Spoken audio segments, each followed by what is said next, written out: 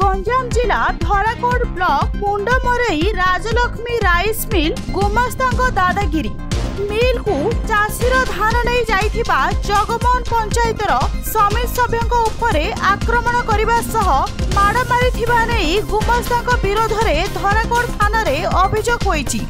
सूचना अनुसार जगमोहन पंचायतर समिति सभ्य विभूति भूषण बेवता गतकाली पिकअप भैन रे जड़े चाषी धान नहीं राजलक्ष्मी राइस मिल को जाइथिले।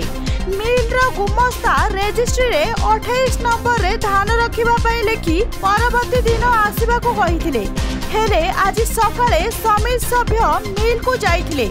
लिस्ट नंबर अनुसार धान गाड़ी ओह्लैबा को कहिबारु गुमस्ता जनक समिति सभ्य को आक्रमण करने सह 3-4 जन लेबर को नहीं तांको माड़ मारिथिले। माड़ मारिबा फଳରେ समिति सभ्यों आखि और मुंडरे आघात लागिथिला। एने से धराकोट थाना रे एतला देइछंती। आगरु मध्य धराकोट रे मंडी और मिलर माने चाषी भल धान को खराब धान कही कम दाम रे धान बिक्री करने को बाध्य करथिबार वीडियो वायरल होइथिला। तेबे धराकोट रे दिन को दिन मिलर माने चाषी उपरे मनमानी करुथिबा बेले चाषी माने हैरान हेउछंती। आउ ताहा एसबु जानिशुणी प्रशासन मध्य नीरव रहुछि। गंजामरु भगवान पाढ़ी रिपोर्ट न्यूज.in।